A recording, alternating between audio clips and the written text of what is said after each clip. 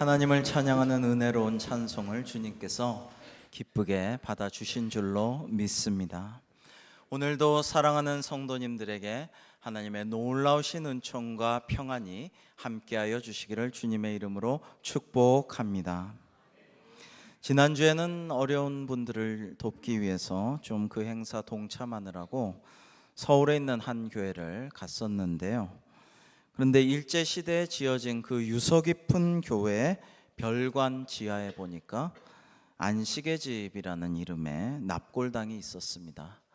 저 혼자 살며시 내려가서 이렇게 둘러보고 왔는데요.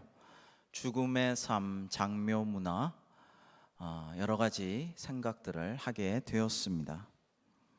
우리는 예외 없이 다 세상을 떠나 주님 품에 안길 터인데 우리의 묘자리는 어디에, 또 우리의 무덤은 어떤 모양으로, 얼마나 크기로, 또 화장을 하면은 유골함에 이렇게 담아서 납골당에 두게 될 텐데 어떻게 될까, 이런 생각도 이 가을에 한번 해보았습니다. 죽은 후에 우리에게 화려하고 큰 무덤이, 누구 남부럽지 않게 아주 장엄한 무덤이 있다면은 행복할까, 그런 생각을 해보아도 별로 그럴 것 같지는 않습니다. 그죠? 한평 무덤이나 또는 우리 유골을 담을 납골당, 그 정도면 되지 않을까 생각을 합니다. 그리고 그런 납골당이 유럽의 교회들처럼 내가 평생 섬긴 이 교회 지하에 이렇게 유골함이, 납골당이 있었으면 좋겠구나, 이런 생각도 해보았습니다. 우리가 죽은 후에 무덤 비석이 있다면 거기에 어떤 내용이 쓰여 있으면 좋을까요? 어떤 지위에 있었고, 어떤 부를 이루었고, 자식들이 현재 어떤 일을 하고 있고 해서 자식을 잘 키웠다, 이런 것들이 적혀 있으면 행복할까요? 역사를 보면 수많은 권력자들과 대단한 사람들, 그런 사람들이 평토장을 해가지고 그냥 무덤인지 아닌지 모르게 하거나 묘비도 세우지 않고 때로는 묻힌 곳을 숨기는 일도 많이 볼 수가 있습니다. 살아생전에는 자신의 왕국을 세워서 부귀 영화와 큰 권력을 누렸지만은 죽어서 사람들이 무덤을 보고 손가락질하며 욕하고 파헤치거나 그렇게 할까봐 두려워서 일부러 무덤을 숨기는 경우인 것이죠. 목사로서 많은 장례식을 집례하면서 정말 성경 말씀이 맞구나라는 생각을 많이 합니다. 먹고 즐기는 잔치집에 있는 것보다는 이 장례식에서 이런 것들을 바라보면서 많은 깨달음을 얻고, 그리고 이런 질문을 스스로 하게 됩니다. 내 인생에서 정말 자랑거리로 나중에 길이 남을 그것은 무엇인가? 무엇이 내가 죽은 사후에 길이 남는 자랑거리가 될 수가 있을 것인가? 매우 어려울 것 같은 이러한 질문에 대해서 사도 바울은 분명한 확신을 가지고 이렇게 대답을 합니다. 우리 데살로니가전서 2장 19절에 사도 바울의 말씀을 같이 한번 읽어 보실까요? 시작. 우리의 소망이나 기쁨이나 자랑의 면류관이 무엇이냐? 그가 강림하실 때 우리 주 예수 앞에 너희가 아니냐? 여러분, 사도 바울의 일생에서 가장 자랑스럽고 길이 남을 면류관은 데살로니가 교인들에게 너희가 아니냐라고 말씀하고 있습니다. 즉 전도하여서 양육한 성도들이 바로 너희가 나의 자랑이고 면류관이다 라고 말하고 있는 것입니다. 바울은 복음을 전하고 교회 세우고 선교하느라고 매맞고 갇히고 죽을 뻔하고 누명을 쓰고 엄청난 고생을 하고 그렇게 돌아다녔지만은 언젠가 주님 재림하실 그날에 반드시 썩지 않을 영원한 면류관을 내가 선물로 받을 줄 믿노라. 그 소망으로 내가 사노라. 그리고 나의 면류관은 여러분들 성도님들이 아닙니까? 라고 말하고 있는 것이죠. 어디 데살로니가 교회뿐이겠습니까? 바울이 세운 빌립보 교회, 에베소 교회, 갈라디아 교회, 고린도 교회, 이곳의 성도들이 그야말로 바울의 면류관인 것이죠. 자랑인 것이죠. 영원토록 남는 것이 바로 그것들인 것이죠. 교회들이고 성도님들인 것입니다. 제가 배낭 메고 사도 바울에 묻혀 있다고 짐작되는 곳을 혼자 간 적이 있습니다. 아무도 없었습니다. 그냥 그곳에 꿇어 앉아서 혼자 기도하였습니다. 아마도 성 바오로 대성당이라고 하는 곳에 한켠 뒤뜰 그쪽에 그 지하에 묻혀 있을 것이다 라고 추정되는 장소였습니다. 아무도 관광객도 순례객도 없는 그곳에서 기도하면서 생각했던 것이, 바울이 만약에 번듯한 묘비가 여기 세워져 있다면 빌립보서 3장처럼 태어난 지 8일 만에 할례를 받고 이스라엘 족속이요 베냐민 지파요 히브리인 중에 히브리인이요 율법으로는 바리새인이요 열심으로는 교회를 박해하고 율법의 의로는 흠이 없는 자로다. 이런 것이 묘비에 새겨져 있을까요? 아니면 사도행전 22장처럼 다소에서 태어나 나면서부터 로마 시민권을 가진 자, 뭐 이런 것이 적혀 있을까요? 아니라고 생각합니다. 결코 바울의 묘비가 있다면 그런 것이 적혀 있지는 않을 것입니다. 그렇다면 바울의 묘비가 있다면 무엇이 적혀 있을까? 아마 오늘 말씀하신 데살로니가전서 2장 19절의 말씀을 자랑스럽게 후대가 적어 놓았을 수도 있고, 또 오늘 주신 하나님의 말씀 다니엘서 12장 3절을 바울을 향하여 주신 하나님의 말씀으로 묘비에 쓸 수도 있겠다 생각을 했습니다. 우리 함께 다니엘서 12장 3절을 읽어보실까요? 시작. 지혜 있는 자는 궁창의 빛과 같이 빛날 것이요 많은 사람을 옳은 대로 돌아오게 한 자는 별과 같이 영원토록 빛나리라. 아멘. 오늘 본문 다니엘서는 이제 우리 주님이 재림하실 그 마지막 때, 심판의 때 벌어질 일들을 예언한 책입니다. 주님 재림 시의 일들은 신약만 예언한 것이 아니라 이 다니엘과 같은 구약에도 예언이 있는데, 요한계시록과 마찬가지로 이 다니엘서는 하나님의 신비 앞으로 일어날 일들을 묵시, 즉 이렇게 가려진 채로, 감춰진 채로 드러내는 책이라고 해서 묵시문학이라고 합니다. 이 다니엘서 12장의 1절로 4절 오늘의 말씀은 이제 마지막 종말의 때에 일어날 일들을 말씀하고 있습니다. 1절에서는 그때 내 민족을 호위하는 큰 군주 미가엘이 일어날 것이요 또 환난이 있으리니 이는 개국 이래로 그때까지 없던 환난일 것이며 그때 내 백성 중 책에 기록된 모든 자가 구원을 받을 것이라. 여기서 그때란 종말의 때요, 주님께서 재림하실 그때입니다. 그때 일어날 현상은 어떤 것들이 있느냐?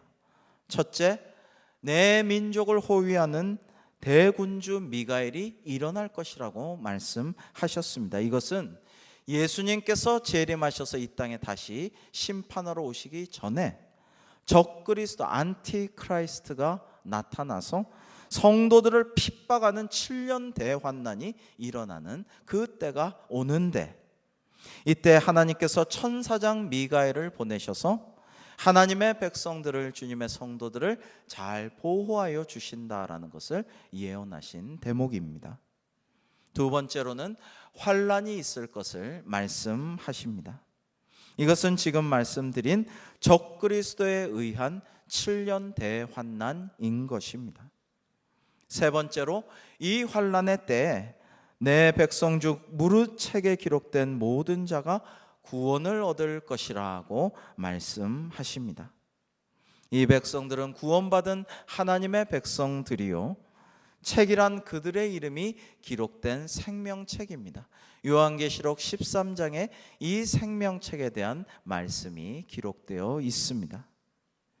아무리 적그리스도가 성도들을 핍박하고 7년 대환란이 전 세계를 뒤덮을지라도 성도들을 하나님께서 천사장 미가엘로 하여금 보호하여 주시겠노라고 말씀하신 것입니다. 네 번째 일어날 일들이 계속해서 2절에 나오고 있습니다. 우리 2절 말씀도 함께 읽겠습니다. 시작. 땅의 티끌 가운데서 자는 자 중에서 많은 사람이 깨어나 영생을 받는 자도 있겠고 수치를 당하여서 영원히 부끄러움을 당할 자도 있을 것이며, 땅의 티끌 가운데에서 자는 자란 재림 이전에 죽어 땅에 묻힌 사람들을 의미합니다. 그런데 이 사람들이 주님 재림 시에 다 일어나게 되는 거예요. 그래서 먼저 죽어 땅에 묻혀 있든 그 당시에 살아있든 간에 다 일어나서 심판을 받게 되는데, 영원히 수치를 당하고 부끄러움을 당해야만 하는 사람들이 있는가 하면 이것은 하나님의 초청을 거부하고 전도하는데도 부정하고 그렇게 하나님을 멀리하고 자신의 죄에 따라서 살아간 죄인들을 말하는 것이죠. 반면에 하나님의 구원을 받는 자들이, 영생을 받는 자들이 있다라는 것을 말씀하고 있습니다.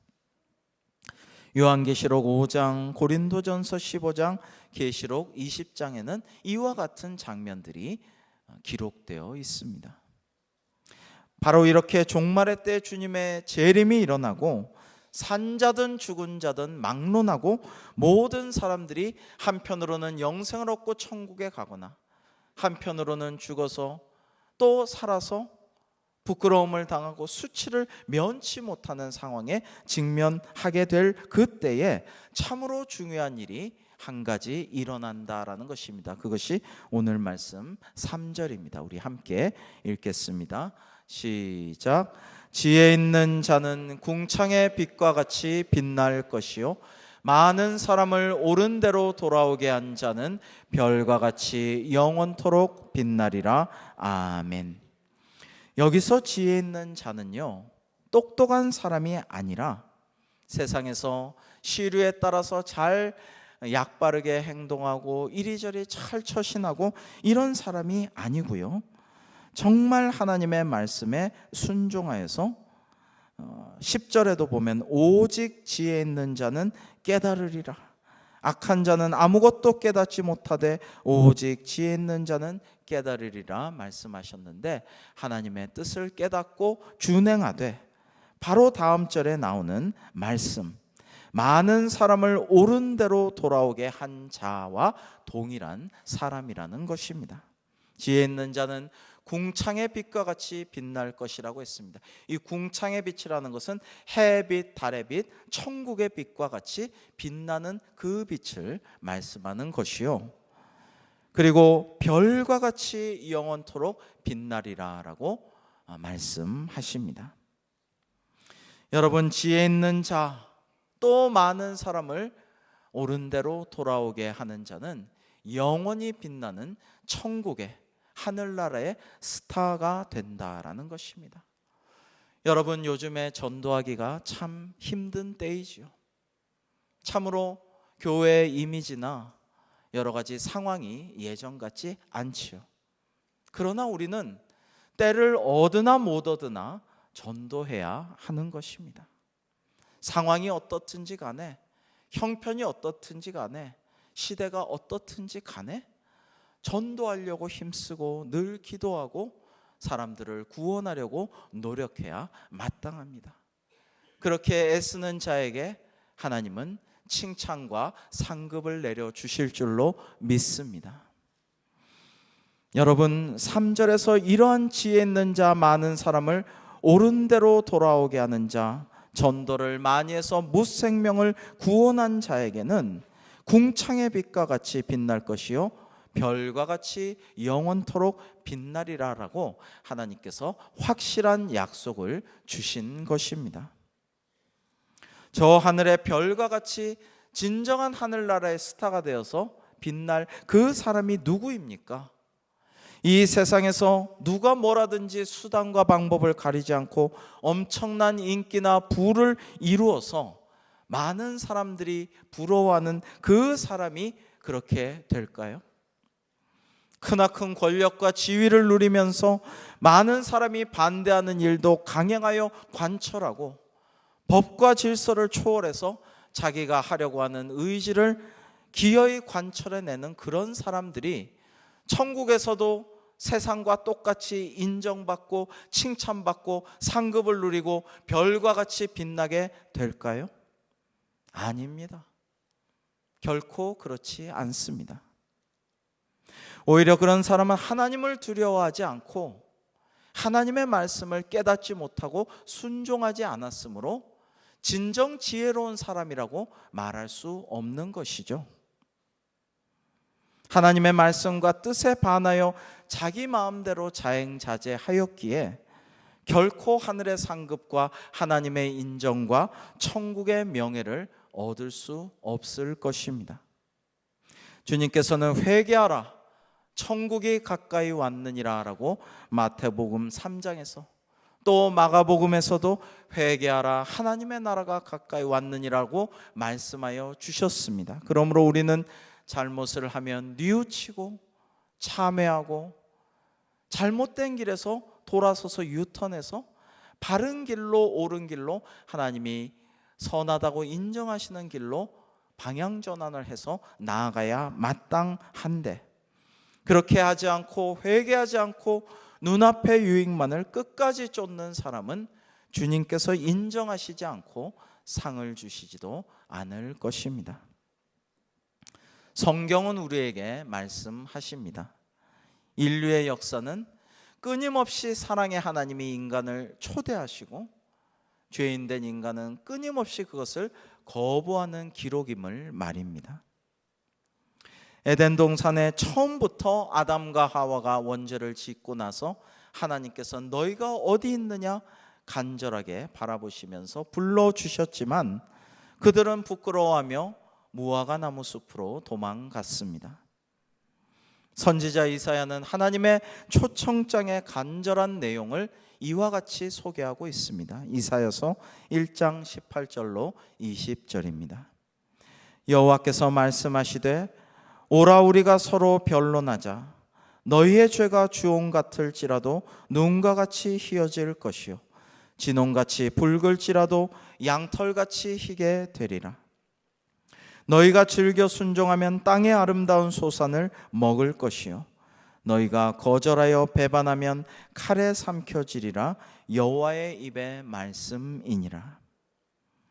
하나님께서는 이처럼 하나님의 말씀을 통해 율법을 통해 예언을 통하여 이스라엘을 부르시고 여러 선지자들을 파송하셨지만 백성들은 잘 듣지 않았어요.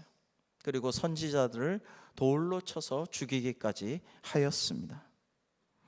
여러 모양으로 초청하시고 말씀하신 하나님께서는 기어이 하나님의 독생자이신 예수님을 우리를 위하여 보내어 주셨습니다.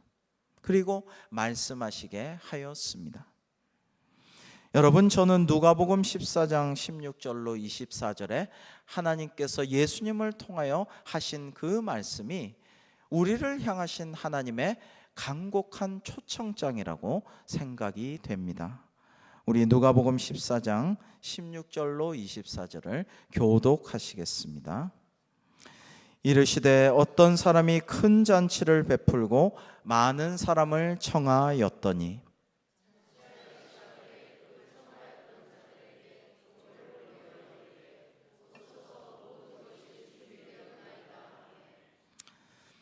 다 일치하게 사양하여 한 사람은 이르되 나는 밭을 샀음에 아무래도 나가 보아야 하겠으니 청컨대 나를 양해하도록 하라 하고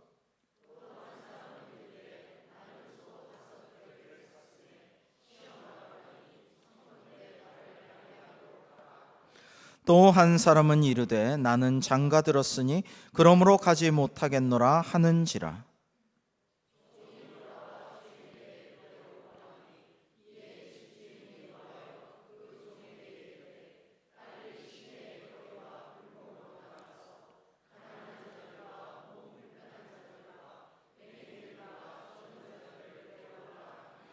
종이 이르되 주인이여 명하신 대로 하였으되 아직도 자리가 있나이다.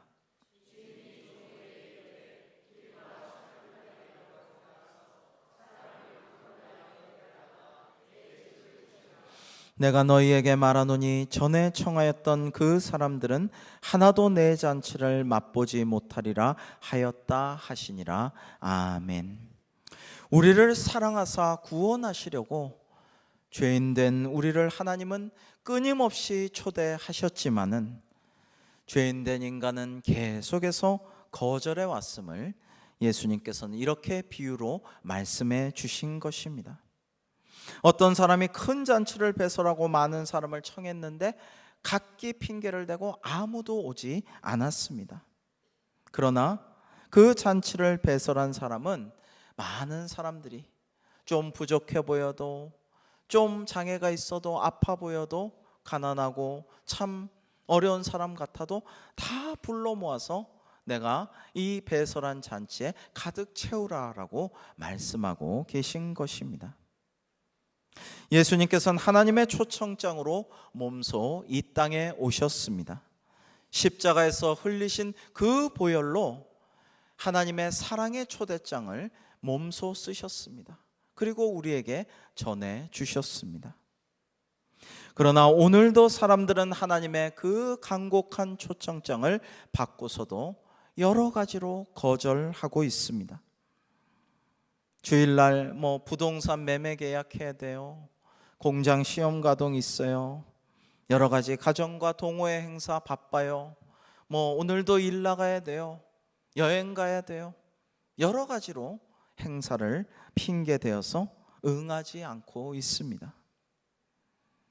초청하시는 하나님의 간곡한 그 성의는 지금도 많은 사람들에 의해 무시당하고 거절되고 있습니다. 지금은 특히 전도하기가 어려운 때입니다. 전도하면, 이렇게 권면하면은 상관하지 마세요. 나를 냅두세요. 내가 알아서 할게요. 그런 걸로 부담 주지 마세요.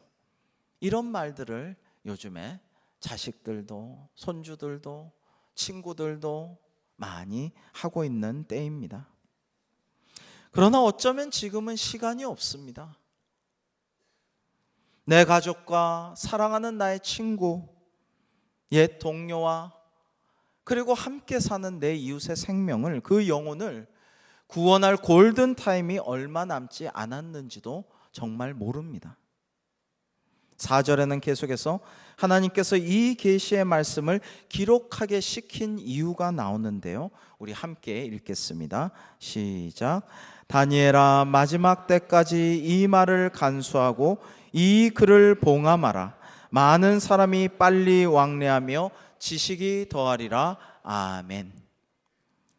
여러분, 이 말을 마지막 때까지 간수하라, 이 글을 잘 봉함하라는 것은 앞에 나온 마지막 환란의 때, 그 7년 대환란의 때에 일어날 일과 그때 우리 경건한 성도들이 해야 할 일들을 잘 간직하고 소중하게 보관하라라는 의미입니다.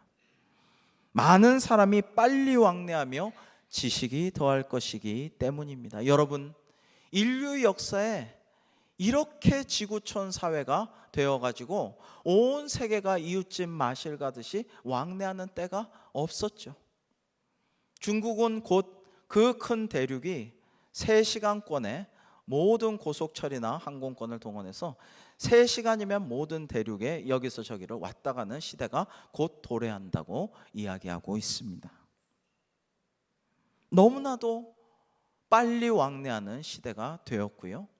지식이 더하리라 하였는데 지식이 쌓이고 빅데이터들이 쌓이고 쌓여서 지금 인공지능의 지식의 총량이 인류의 모든 인간의 지혜와 지식을 합친 것보다 이미 더 쌓여 있다. 이런 상황에 이미 도달해 있습니다. 다니엘서에서 예언하신 이 말씀이 이 시대에 이루어졌다라고 말할 수가 있는 것입니다. 우리는 이런 구절을 듣고 이러한 말씀을 묵상하면서 나도 마지막 때 신앙을 굳게 지켜서 생명책에 내 이름이 꼭 올라 있도록 해야지. 이런 생각을 해야 마땅할 것입니다. 또한 그뿐 아니라 나아가서 나도 다른 사람을 전도해야지. 우리 가족을 꼭 전도하고, 나의 사랑하는, 내가 잘 되기를 바라는 친구를 꼭 전도하고, 나와 같이 계속 살아온 우리 이웃들, 동료들을 전도하여서 그들의 영혼을, 그들의 생명을 구원하고, 그리고 나도 궁창의 빛처럼 하늘의 별과 같이 영원히 빛나는 상급을 받아야지. 이러한 마음이 이 가을에 우리에게 함께 있기를 주님의 이름으로 축복합니다. 사랑하는 여러분, 오늘 말씀은 우리가 전도해야 한다라는 것을 말씀해 주고 있는 그러한 귀한 하나님의 명령입니다. 미국의 대부 코넬리우스 밴더빌트가 임종을 앞두고 있었습니다. 그는 평생 신앙에 대해서, 영적인 것에 대해서 관심이 없었습니다. 오직 부를 축적하는 일에만 관심을 쏟았습니다. 그리고 그는 성공했죠. 그런데 그가 그야말로 마지막 임종의 순간에 하녀가 그를 불쌍히 여겨 찬송가를 조용히 옆에서 불러주었다고 합니다. 근데 우리 주님을 찬양하는 그 찬송가를 마지막 순간임을 깨닫고 있는 이 밴더빌트가 듣고 있노라니 마음에 감동이 일었다고 합니다. 그래서 떨리는 입술로 힘겹게 이렇게 말했다고 합니다. 오 주님, 저는 가난하고 천한 사람입니다. 주님을 영접하오니 내 영혼을 받아 주옵소서. 이렇게 마지막 말을 하고 죽었다고 합니다. 여러분, 밴더빌트 대학도 있고 기업도 있고 수많은 부를 이루고 사회에 영향력을 미친 사람입니다마는 그는 이렇게 죽었습니다. 밴더빌트는 천국에 갔을까요? 여러분 어떻게 생각하세요? 천국에 갔을까요? 주님을 영접하고 갔으므로 천국에 당연히 갔죠. 하나님께서 예수님을 구주로 영접한 자의 영혼을 받아주시죠. 근데 한 가지, 이 밴더빌트는 천국에서 아무런 상급이 없습니다. 세상에서는 엄청난 지분과 주식과 건물과 대학과 사업을 남기고 갔을지라도 천국에서는 전혀 상급은 없는 것이죠. 그러나 그를 위해서 마지막에 전도하였던 이 흑인 하녀는 밴더빌트보다 세상에서 대단하게 인정받는 사람은 물론 아니지만 천국에서 상급이 클 것입니다. 사랑하는 성도 여러분, 우리도 이 짧은 세상에서의 삶이 중요한 것이 아니고 또 이것이 다가 아니고 천국에서 하나님께서 인정하시고 칭찬하시고 상급을 내리시는 그러한 위대한 유산을, 영혼 구원의 그러한 자랑을 나의 면류관으로 남겨야 하지 않겠습니까? 비록 지금 전도하기 어렵고 때가 악하고 여러 가지 힘든 상황에 놓여 있을지라도 우리가 전도하면 천국에 올라가서 어떤 봉사나 어떤 노력이나 어떤 의보다도 전도한 그것으로 말미암아 하나님께서 우리를 칭찬하시고 인정하시고 상급을 크게 내려주실 줄로 믿습니다. 오늘 하나님께서는 전도하는 사람이 궁창의 빛과 같이 하늘의 별과 같이 영원히 빛날 것이라고, 말 그대로 천국의 스타가 될 것이라고 약속하셨습니다.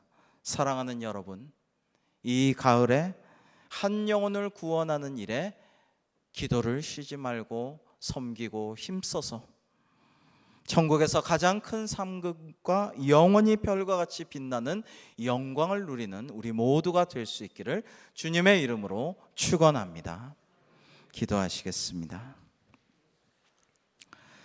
하나님 아버지, 오늘 주신 말씀과 같이 우리가 하나님께서 가장 기뻐하시는 영혼 구원을 위하여 전도 대상자를 위해 기도하게 하여 주옵시고, 한 영혼이라도 구원하여 생명에 이르게 함으로써 하나님의 인정과 칭찬받는 우리 모두가 되어 주님께 영광 돌리는 이 추수하는 가을이 될 수 있도록 인도하여 주시옵소서. 예수님의 이름으로 기도하옵나이다. 아멘.